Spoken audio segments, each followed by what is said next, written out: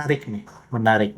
Jadi ternyata Mm-mm. di dunia internet itu ada ceruk, ada satu ceruk ya, Mm. di mana ceruk itu memang jarang, kemudian spesifik, Mm-mm. tapi ada apakah itu? Mendesain interior heritage. Oke.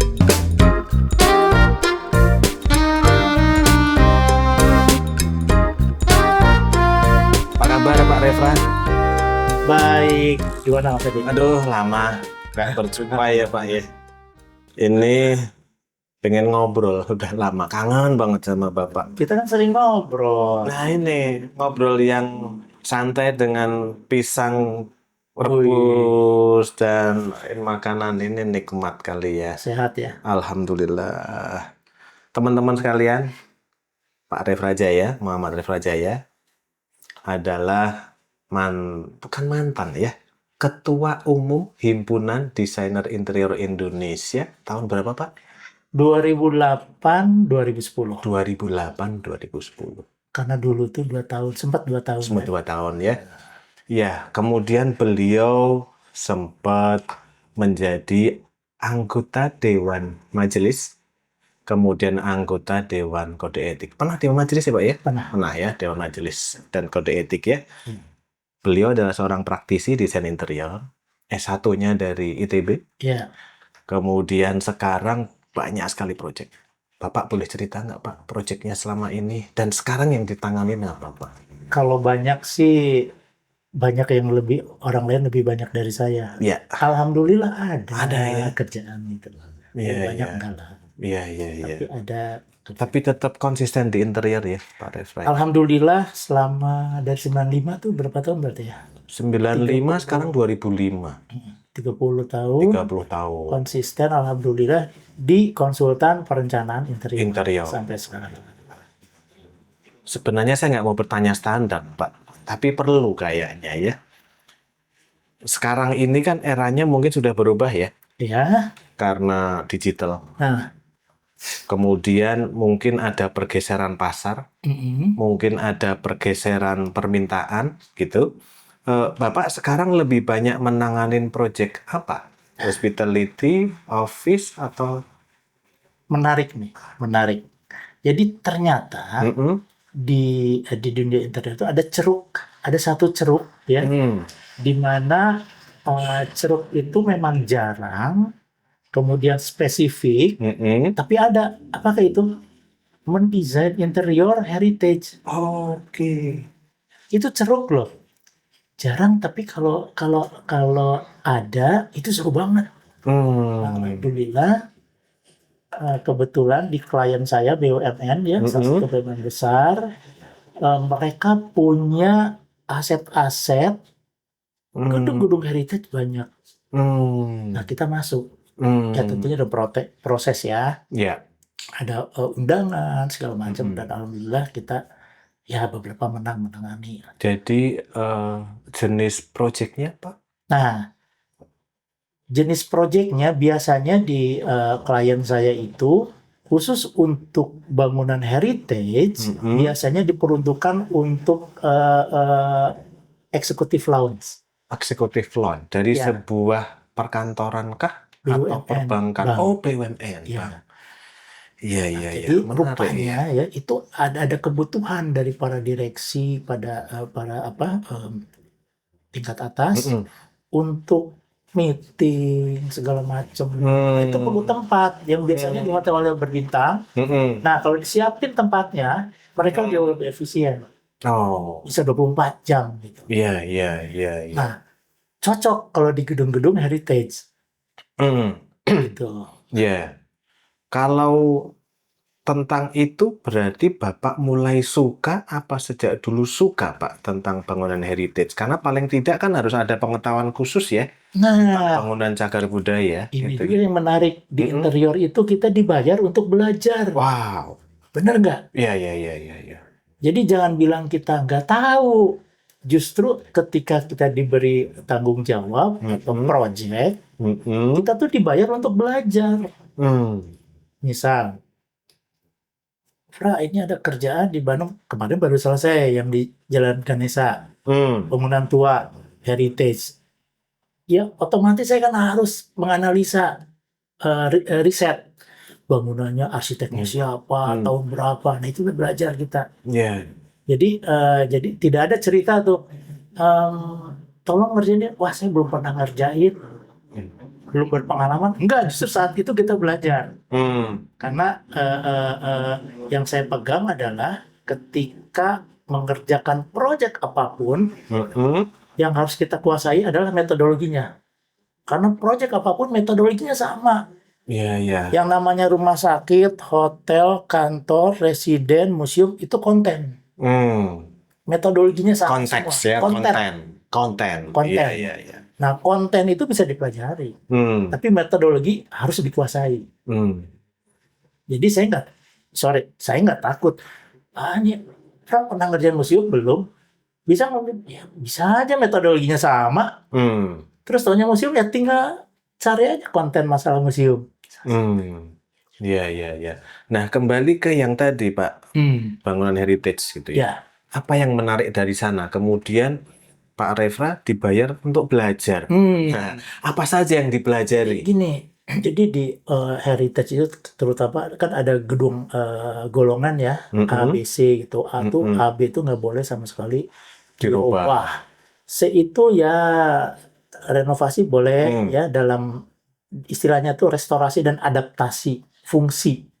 Tapi secara fasad semuanya nggak boleh diapa-apain. Nah, kita terikat dengan aturan-aturan kebijakan dari pemerintah terhadap bangunan heritage. Itu banyak pasal yang memagari supaya tidak rusak. Jadi harus ada unsur pemeliharaan, edukasi, restorasi. Oleh sebab itu kita tidak boleh merusak lantai. Tanda kutip nih, nanti ada catatannya. Karena misalnya lantai yang existing, misalnya itu bagus ya, tapi banyak lobang-lobang, misalnya secara fungsi udah tidak bisa dipertahankan, itu boleh diganti. Tetapi yang asli, tapi jangan 100% diganti. Jadi ada prosentase ya. Jadi harus ditinggalkan yang aslinya mana, sehingga jejak sejarahnya nggak hilang. Nah yang saya tahu di luar negeri juga begitu. Ya. Jadi artinya ketika mendesain dengan arsitekturnya, bangunannya heritage, kita harus mempelajari tentang aturan-aturan itu ya Pak ya. Jadi itu aturan sudah ada ya di pemerintah sudah ada ya. Itu satu. Kedua, kita mempelajari bangunan itu zaman apa dibangun. Kalau di Indonesia kan kebanyakan 50-an itu Art Deco. Ya udah kita ajar, pelajari Art Deco itu bentuknya apa-apa aja, warnanya apa, detailnya apa. Nah itu kita munculkan nanti di interior. Tapi apakah semua proyek yang bangunannya heritage kemudian di interiornya harus satu frekuensi yang sama, Pak? Boleh nggak misalnya kemudian di dalamnya gayanya sama sekali berbeda? Boleh. Pernah ngalamin seperti itu juga? Belum, tapi kebetulan klien saya punya komitmen. Bangunannya heritage, dalamnya pun harus heritage. Dan heritage-nya dengan desain yang semasa yang sudah dimodernisasi. Di kontemporer ya? Kontemporer. Jadi ya mirip-mirip lah gitu, nggak plek-plek, tapi satu ambience-nya tuh kerasa ini jadul. Ya. Pada masanya. Nah, tadi Pak, sekarang kan masanya sudah berubah ya. Masa digital, serius teknologi. Banget, ya. Boleh. Saya juga haus ya, Pak. Langsung. Lanjut. Tadi Pak, sekarang kan teknologi luar biasa ya.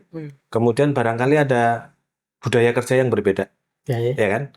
Ada gaya komunikasi yang berbeda. Atau mungkin peralatan kerja yang berbeda. Nah, apa yang harus diadaptasi, Pak? Dengan yang tadi, kita berpikir bahwa itu bangunan heritage dengan segala macam seperti itu, nah sekarang seperti ini. Ya, yang paling kerasa itu gadget ya. Gadget untuk komunikasi. Jadi kita harus siap-siap aja bisa presentasi Zoom gitu. Itu udah wajib Jadi fasilitas virtual harus wajib. Wajib. Iya, iya. Kita 24 jam kan ketika masa konstruksi, kontraktor Mm-mm. bisa kapan aja kan nanya. Nah, kita harus siap-siap Mm-mm. jawab. Mm-mm. Dan kita ada pertanyaan, kita harus bisa sketch gitu ya. Kirim gambar, sketsa, kirim gambar. Nah, saya kira itu yang nggak dijumpai zaman dulu, Zaman dulu. yang nggak ada Gadget ya. fasilitas gadget. Karena sekarang gadget itu maka dibilang smartphone ya Pak ya. Udah Iya. bisa bekerja untuk apapun saat Apapun. itu ya. Jadi termasuk koordinasi, gambar, terus spek, itu kan harus cepat kita putusin. Harus cepat. Kalau dulu kan hanya seminggu sekali. Mm-mm. Iya, benar, sekarang pun harus hadir seminggu sekali. Tapi di antara minggu ke minggu itu kan dalam seminggu ada masalah. Mm-mm. Mm-mm. Nah, itulah gadget mulai berjalan. Nah, skop pekerjaan Pak, memang kita semua tahu ya Pak ya. Tadi kan ada metodologi dalam sebuah desain ya, khususnya interior gitu ya Pak.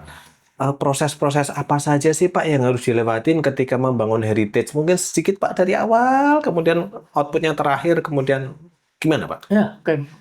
Kalau pertama sih jelas di metodologi itu ketika kita dapat penugasan, kita harus tahu itu peruntukannya buat apa. Saya misalnya, Pak, saya mau bikin eksekutif lounge. Oke, yang kebayangkan eksekutif lounge yang di hotel gitu ya. Nah, lokasi di mana? Lokasi ini, heritage. Udah mulai buyar nih, nggak kayak hotel dong gitu ya. Kita harus sesuaikan dengan heritage. Di mana heritage bangunnya seperti ini? Udah, saat itu kita riset nih. Riset bangunan itu saat itu yang muncul gaya-gaya seperti apa.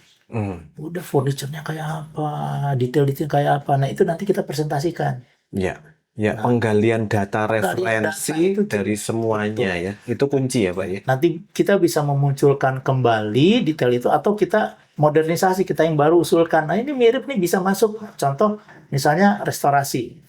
Dalam sebuah proyek kemarin ada satu ruang pintu hadap-hadapan ya, pintu kaca.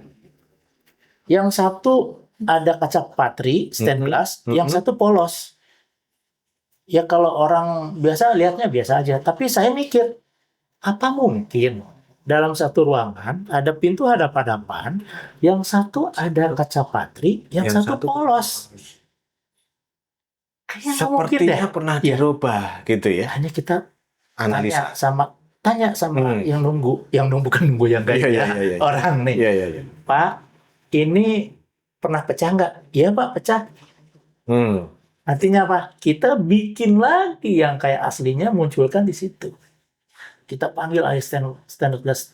Kita punya ahli standard glass terbaik kan di Indonesia tuh. Oh iya. Ya tahu lah ya. Iya tahu. Kita panggil.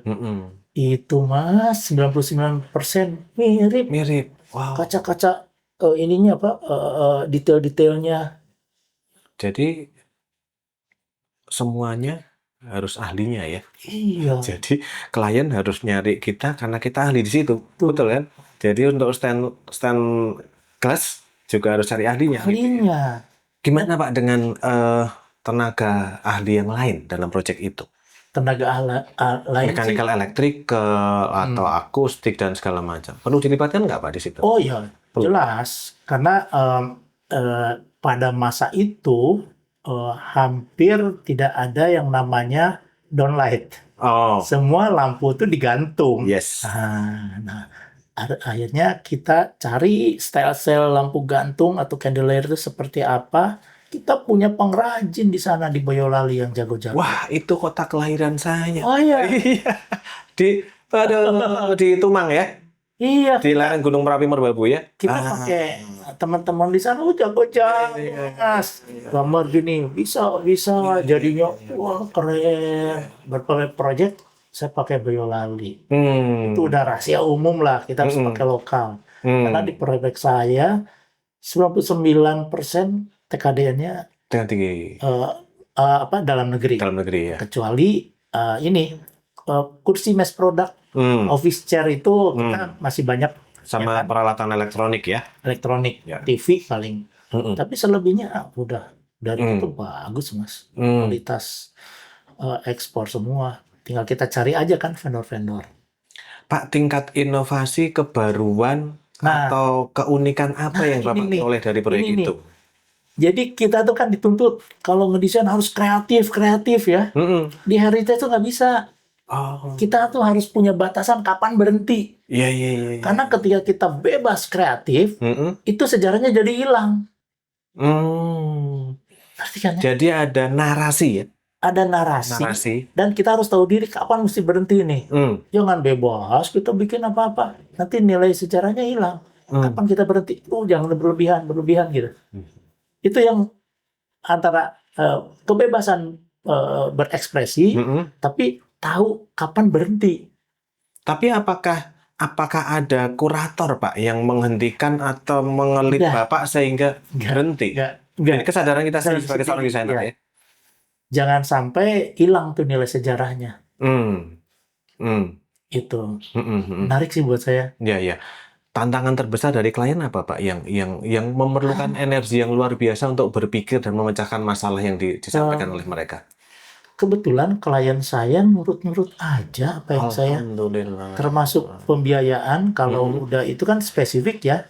Jadi nggak ada batasan biaya apapun. Jadi sebagai seorang desainer interior secara profesional dihargain cukup Sangat bagus ya, Pak. dihargai. V-Design ya. Ya. Karena V-Design dan respons klien menghormati, menghargai profesi saya gitu. Paling kalau misalnya ketidaksesuaian ya itu masalah, Pak itu bisa nggak lebih mudah dikit, itu diskusi lah. Tapi kalau secara overallnya ikut kita aja. Boleh nggak, Pak, saya berpendapat kira-kira gini. Pak Arefra mengatakan demikian karena memang sudah punya waktu yang lama memegang proyek-proyek sebelumnya, walaupun secara tipe agak beda. Itu yang membuat kemudian Pak Arefra membuat solusi terhadap penugasan klien lebih cepat. Apakah begitu? Jam terbang mempengaruhi?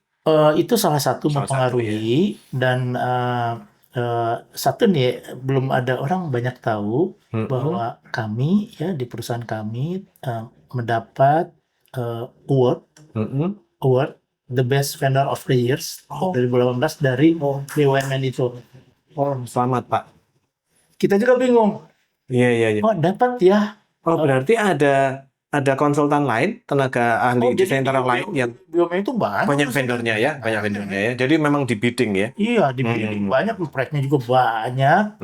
Dan kita 2018 dapat award resmi di acara besar, diundang semua, dinner gitu. Dapat award of the years, vendor of the years dari konstruksi konsultan. Nah, kita kan jadi evaluasi. Ternyata apa yang kita lakukan sudah benar. Padahal kan kita kerja di mana aja gitu ya. Iya. Telepon, itu udah benar ya kerja kita itu. Jadi ada semacam penghargaan ya dari pembina. Jadi sebuah kebanggaan ya ketika dihargai oleh klien ya, selain rupiah gitu kan. Selain rupiah, sebenarnya itu yang penting sih buat saya. Betul. Kepercayaan. Ya, ketika klien tidak percaya lagi, indikasinya apa? Yang nggak diundang. Ketika kita diundang terus, berarti saya masih. Ya, Pak, kembali sedikit yang tadi, Pak, yang tenaga ahli lain ya, Pak ya. Gimana kesuksesan untuk mengkomunikasikan atau mengkoordinasikan itu, Pak? Bagaimana cara agar tetap sesuai dengan role lah? Ya, kita kan desainer, sebagai desainer yang bikin konsep. Ya, harus tunduk terhadap konsep kita. Ya itu aja sih sebetulnya. Konsep saya begini dan gini, ya harus ikuti konsep kita maunya seperti apa. Misalnya ada proyek auditorium, saya jelas di situ ada kebutuhan tenaga ahli lain, misalnya akustik dengan lighting, itu wajib ada karena kebutuhannya memang itu buat presentasi, buat meeting segala macam. Kita bikin konsepnya secara kulit ya semacam, baru orang lighting akustik masuk. Nah, kita pengen ini. Nah, dia yang mereka menerjemahkan itu. Tapi secara fee, Pak, kita ngomongin tentang fee ya, karena seorang perencana itu kan dibayar karena desain fee ya. Mereka itu include dalam pekerjaan Bapak atau muncul tenaga ahli? Tenaga ahli. Ada dua. Sekali waktu muncul tenaga ahli atau bisa kita meng-hire dia sebagai Jadi satu Tergantung. paketnya di perencanaan interior atau terpisah? Iya, Iya, iya, iya. tergantung tuh proyeknya ke arah mana kita ikut aja. Hmm. Misalnya Pak masukin ke tenaga ahli, oke masukin Pak. Nanti itu masuk aja entitas baru sebagai konsultan lighting, oke. Kita ada rekanannya. Iya, iya, iya. Pak, kalau dalam mendesain kan, ya ini sebuah teori dasar ya Pak ya. Selain fungsi dan bentuk yang terakhir estetika, ada kenyamanan, keselamatan, kenyamanan, dan sekarang kemudahan. Gitu ya, ada kemudahan. Karena ada disabilitas, ada inklusivitas. Nah, sejauh mana Pak dalam desain itu berpengaruh di dalamnya? Oh iya, karena terutama yang disabilitas itu ya, kita harus memikirkan akses. Kemudahan ya. Kemudahan itu bukan akses masuk saja, akses ketika terjadi keadaan darurat kita harus pikirkan juga. Akses terhadap penggunaan fasilitas di sana, misalnya masuk toilet, gimana? Akses menggunakan fasilitas lain di ruangan itu. Nah, kalau di rumah sakit itu kan ada kamar di publik lah ya, selalu ada khusus toilet buat disabilitas. Itu pun kan ada ukurannya, ukuran standar pintu ya, standar harus untuk masuk ini wheelchair. kursi roda. Di dalamnya gimana pergerakannya, manuvernya, bukanya kemana, keluar apa ke dalam? Harus keluar kan? Kalau ke dalam, ketika jatuh di dalam nggak bisa dibuka, halang pintu jadi. Banyak ya seperti itulah yang harus kita pikirkan. Makanya interior itu sangat kompleks, lekat sekali, detail dengan antropometri, ukuran manusia, pergerakan itu. Orang bilang kan interior tuh human centris ya Pak. Iya. Karena kita harus manusia harus nyaman gitu kan. Manusia harus nyaman ya. Betul. Nah Pak, sekarang ini kan selain inovasi teknologi, tadi budaya kerja gitu ya, kemudian gaya komunikasi yang berbeda sehingga memakai virtual. Sekarang kan muncul ya Pak inovasi-inovasi baru terhadap material. Yang mereka bilang adalah sustainable material atau green material. Nah, sejauh mana Pak itu diterapkan dalam desain-desainnya Pak Refra? Pakai sustainable material yang terutama yang kebaruan, punya nilai, bukan punya nilai ekonomi aja tapi nilai circular economy ya. Iya. Jadi misalnya ini tahan api, ini tidak beracun, bebas polutan. Nah, itu kita majukan yang sekarang begitu. Dari karpet, dari pelapis pengganti multiplex. Iya. Jadi di sana ada Bapak melakukan pemilihan material itu secara khusus gitu ya. Kemudian dipilih tentu saja yang sudah green label ya Pak. Oh iya. Dan sekarang sudah banyak Pak. Mudah ditemui kan? Mudah ditemui tapi mudah ditemui tapi tidak semua cocok juga karena punya keterbatasan, karena lagi-lagi kan interior itu melihat permukaan. Misalnya ada satu nih pelapis bagus banget, salah satu produk terbuat dari rotan. Pernah dengar nggak? PL dari rotan. Oh iya. Keren banget. Selain dari bambu ya. Iya. Keren banget, tapi pas dipasang ya Rima, kok jadi kayak triplek biasa, multiplex. Tampilannya tidak sesuai dengan. Jadi saya kira kalau dipasarkan di Indonesia itu bukan pasaran, tapi kalau di Eropa itu jadi mewah. Karena jarang melihat rotan. Kalau kita kebalikannya. Nah, kalau tadi bicara konten, berarti ini harus kontekstual ya Pak ya, materialnya ya. Jadi nggak ujuk-ujuk gitu diterima. Karena banyak faktor kita memilih itu kan. Selain yang tadi yang nggak kelihatan, yang kelihatan itu di permukaan, warna, tekstur itu kan. Jangan sampai kok murahan ya. Iya. Kayak murahan itu mahal loh. Iya. Kayak bahan recycle itu dapat sertifikat. Tapi kan murah. Nah itu yang kita harus kebalikannya, barang murah. Tapi kesannya kita kan mewah, mencari kesan kan, betul. Bukan mewah, sesuai dengan temanya. Iya. Itu gampang-gampang susah kan nyari yang gitu. Tapi ada profesi khusus lagi nggak Pak yang membantu untuk mencarikan spek material? Apakah kita seorang desainer dan menguasai itu keseluruhan? Saya kira harus. Gitu ya. Ya. Jadi harus sering jalan-jalan ya Pak? Oh iya, karena saya ingat dosen saya Pak Ai, ya. Pak Ai, salam Pak Ai. Ya. Pak Ahdiat Yudhawinata. Ya, Itu dosen Bandung saya. beliau Masih di ingat sampai sekarang, katanya desainer itu harus jalan-jalan kerjanya. Hmm. Gitu Pak. Dulu zaman mahasiswa, sekarang ya juga. Jadi jalan-jalan. jalan-jalannya ke objek yang sudah didesain maupun ke toko material dan pameran Cuma lihat material ya. aja shopping window. Iya, iya, iya. Saya tuh dulu kerjanya ke hotel-hotel lah. Datang aja gitu. Pura-pura mau menginap karena pengen lihat ruangannya. Dilihat aja terus. Karena kan kita itu desainer, dia punya kelebihan visual. Iya, iya, iya. Jadi kecerdasan visual. Betul. Otak kiri ya. Ketika kita lihat udah disimpan. Udah disimpan di otak. Sekali waktu tinggal dipanggil. Oh, kayak di sini. Itu kelebihan kita tuh, visual. Nah, pergunakanlah kelebihan itu untuk jalan-jalan, memanjakan mata. Lihat aja. Cuma lihat kok. Iya, iya, iya. Pak, sekarang kan sedang rame-ramenya yang namanya tadi ya. Green interior lah, arsitektur lah, green material lah.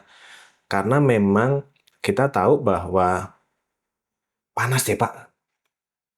Dunia ini cuacanya cukup tinggi segala macam.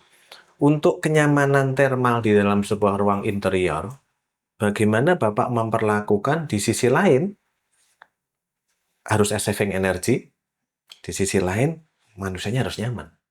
Nah, gimana cara memilih material atau peralatan untuk kenyamanan termalnya, Pak? Nah, kebetulan untuk sebagian besar gedung-gedung heritage kita itu dibangun oleh Belanda untuk tropical. Wow, menarik ini. Tanpa AC. Oke. Itu salah satu tandanya kan plafonnya tinggi. Plafon tinggi, kemudian biasanya di bawah itu ada celah-celah lubang, di atas ada ini untuk supaya sirkulasi. Biasanya kebanyakan begitu, tapi kemudian karena sekarang kan kondisinya beda. Lubang-lubang ditutup, jadi memang harus pakai AC. Harus pakai AC. Tapi pemilihannya kemudian yang tetap saving ya Pak, dengan perhitungan khusus nggak over ya. Iya. Itu sesuai kebutuhan kan 26 derajat. Ya. Oh 26? Iya. Bukan 24 ya? Iya 24 26. 24. Sorry, 24 26. 24 26 artinya nggak kurang dari itulah untuk saving. Tapi memang kalau pakai berlapis nggak nyaman. Kalau pakai jas gitu ya nggak nyaman. Iya. Kalau begini 24 26 itu. Iya. Pak, ini tadi ngobrol-ngobrol santai tentang pekerjaan yang Pak Refra geluti sampai sekarang, cukup menarik sekali. Pak, geser sedikit boleh ya? Duduk. Tentang organisasi ya. Karena Pak Refra kan aktif ya di organisasi.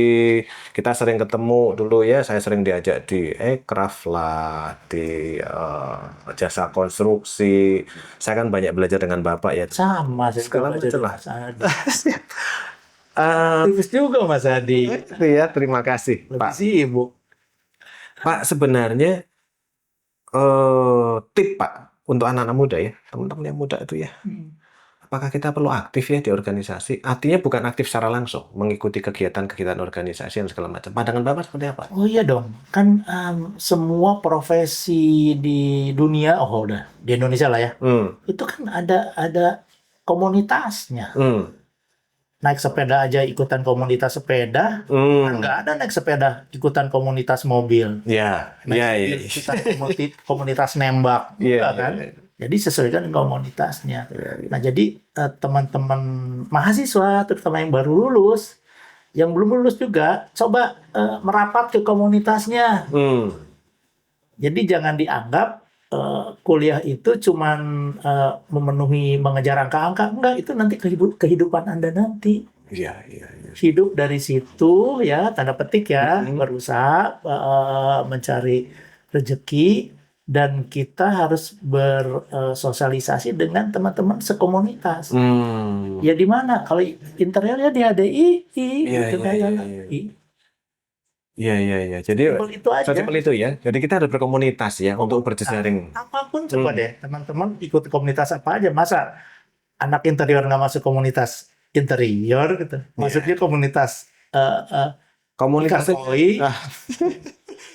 Ya, Pak, selain berkomunitas ya, sekarang kan eranya digital itu diperlukan orang untuk personal branding. Menurut Bapak, seorang desainer interior, perlu sekali nggak sih personal branding? Oh, Dan apa yang sudah Bapak lakukan ya dengan itu? sebenarnya personal branding itu bagaimana kita pengen dilihat orang sebagai apa. Kan begitu. Ya itu saya ada bukunya tuh di rumah. Itu lama, itu ilmu lama, ilmu jadul. Personal branding itu bagaimana kita pengen dilihat oleh orang lain sebagai apa. Ya kan, sebagai profesional, sebagai pelawak, sebagai penghibur, sebagai orang yang serius, sebagai orang yang selalu memberikan jalan keluar gitu ya, problem solver, atau sebagai pendiam, banyak tuh. Ya kan? Tapi yang harus kita penting itu antara kita lakukan dan kita inginkan harus sama. Harus sama, iya. Jangan kita pengen dilihat profesional, baju kita nggak profesional. Pengen kita kelihatan wibawa, penampilan kita nggak ke arah situ. Nah, makanya penting misalnya ada ilmu, saya dapat baca-baca atau apapun ketika mau presentasi itu, biasanya saya potong rambut. Oh. Karena 75% orang lihat penampilan. Iya. Sebelum ngomong penampilan dulu loh, percaya apa enggak tuh. Lihat orang baru datang nih, baru kenal, penampilannya bagus, itu 75% udah. Tapi ketika masuk, udah nggak, sorry nih ya, bukan berarti gondrong itu nggak boleh. Saya pernah gondrong loh Pak Refra. Boleh, rapi. Iya. Ketika presentasi rapi, baju rapi, itu langsung 75% orang percaya. Jadi penampilan itu penting ya. Visual. Selain visual, barangkali juga verbal ya Pak. Kalau menurut itu sedikit ya, kemampuan verbal, strategi komunikasi ya. Iya. Presentasi penting nggak sih Pak dalam penting banget, saya kan belajar juga. Umur segini saya masih belajar. Alhamdulillah. Public speaking kayak gitu. Kan banyak tuh. Saya ngikutin kelasnya. Kita berdiri depan sama mentor dibenerin. Berdirinya gini Pak Refra. Oh ya, tangannya begini. Saya masih belajar sekarang. Iya. Seru. Suaranya. Tapi sekarang lagi menerapkan itu nggak Pak? Kita ngomong santai gitu ya? Ya. Ada suara kan gitu kan. Iya. Tapi kan disesuaikan karena sekarang santai pakai topi, pakai kaos. Tapi kalau di depan klien tentu enggak lah. Kita harus rapi. Iya. Karena ketika kita menghormati orang lain, otomatis mereka juga akan menghormati kita. Iya, betul. Gitu ya, itu salah satu. Itu branding itu bagaimana kita pengen dilihat sama orang. Pak, ada beberapa tips Pak. Ini sudah lumayan ya. Oh ya. Karena memang hari ini, Mas ini udah sampai jam berapa kita ya? Sudah ya. Jadi Pak, terima kasih ya. Kita udah ngobrol-ngobrol, saya dikasih waktu Bapak, luar biasa. Tip-tip Pak. Aduh, tip apa? Tip rekor. Tip untuk menjadi seorang profesional yang secara branding dikenal orang, yang kemudian tadi Bapak punya capaian ketika menjadi profesional di dunia itu dapat sebuah penghargaan. Gitu kan? Kemudian kita sustainability itu kan bukan hanya sebuah konsep desain, Pak. Iya. Tetapi sebuah profesi yang berkelanjutan juga kan. Yang artinya kemudian kita diberikan penugasan oleh klien-klien tertentu karena kita sudah punya jejak. Iya. Gimana, Pak? Ya, tipsnya konsisten dan fokus aja. Konsisten dan fokus. Iya, itu aja. Untuk teman-teman yang anak muda, Pak? Ya, konsisten artinya terus-terusan itu dilakukan berulang-ulang. Karena ketika kita melakukan sesuatu berulang-ulang, kalau kata teori untuk jadi habit itu dilakukan 21 hari. Iya. Menjadi sebuah kebiasaan. Jadi kebiasaan itu 21 hari loh. Diulang-ulang tuh selama 21 hari itu jadi habit. Nah, jadi satu profesi kita diulang-ulang terus, ya kita lebih dari 21 hari dong. Tiap hari gitu. Tiap hari, tiap minggu, tiap bulan itu jadi habit. Nah, itu akan membentuk branding kita seperti apa. Tapi jangan salah, dari awal harus benar brandingnya ya. Iya. Jangan dari awal udah ini orang lihatnya malah pihak ketiga enggan mengundang kita. Jangankan ngasih proyek, ngundang aja enggak. Kan gitu kan? Karena salah branding. Salah meninggalkan jejak. Pernah nggak ketemu orang malas ketemu sama si ini gitu? Malas. Belum apa-apa tuh udah malas aja ketemu gitu. Yeah. Apalagi ngasih kerjaan. Tapi ada kayak kerjaan, boleh nih sama si ini aja. Kenapa nggak ke situ? Betul. Nah itu kan berjalan tuh. Jadi personal garanti ya Pak ya. Iya. Pak Refra. Iya Mas Andi. Sebenarnya lama nih pengen ngobrol banget ya. Tadi kan ngomongnya agak serius, sekarang bercanda singkat saja Pak. Sekarang punya hobi apa Pak di luar profesi? Hobi? Hobi. Yang sering Pak lakukan, karena saya dengar Pak Refra kan ahli apa ya, tenaga dalam atau apa ya? Ya, itu saya pernah ikut ya pelatihan 18 tahun yang lalu, 17 tahun yang lalu, tahun 2008, untuk pelatihan pernapasan Qi. Dan Nama saya Santi. membuka kursus pelatihan itu sekarang udah masuk batch 20. Page 20. 20. Wow. Baru selesai kemarin batch 20. Alhamdulillah berjalan baik secara online 8 hari berturut-turut. Nah, itu adalah upaya kita dalam kesehatan ya, self healing. Jadi ya sakit mah sakit aja. Iya, tapi kita harus upaya. Harus upaya, ikhtiar. Iya. Ya, saya sakit, Iya. Anda sakit, tapi jangan berhenti upaya. Nah, ini salah satu upaya yang saya lakukan dan saya tularkan ke teman-teman yang berminat. Ya itu dari berbagai kalangan, dari mulai anak kecil sampai profesor pernah ada itu. Oke. Pak, cocokologi, Pak. Apa tuh? Pernapasan, apakah membantu Bapak dalam proses profesi seorang desainer interior? Iya, karena dengan latihan itu kebugaran kan, Bugaran. kebugaran. Sehingga kita lebih Ya, bisa. dengan latihan itu bisa mempertajam konon untuk kreativitas. Ya. Jadi kreativitas itu akan muncul dari seseorang yang bugar. Gitu ya, Pak, ya? Dan melakukan latihan itu salah Latihan satunya. itu. Karena ketika kita latihan itu, otak kita masuk ke gelombang alfa. Ah, ini masuk nih. Masuk nih. Gelombang alfa dan seterusnya. Nah, ada penjelasannya. Iya. Dan berkaitan dengan kreativitas. Iya. Ketenangan, fokus, itu dari situ. Teman-teman pasti penasaran kan dengan Pak Refra, tetapi kita akan ada sesi lanjutan. Oh, Gitu ya Pak Refra ya? ngeri-ngeri sedap. Terima kasih banyak Pak Refra. Seperti biasa Pak, mau ada pantun, mau ada kalimat yang disampaikan. Nggak siap ya? Nggak siap pantun. Oke. Siap Pak Refra. Acara ini gimana sih Pak? Seneng nggak kita ngobrol-ngobrol lama? Oh iya dong. Gitu ya? Apalagi ini, aduh, sehat ini.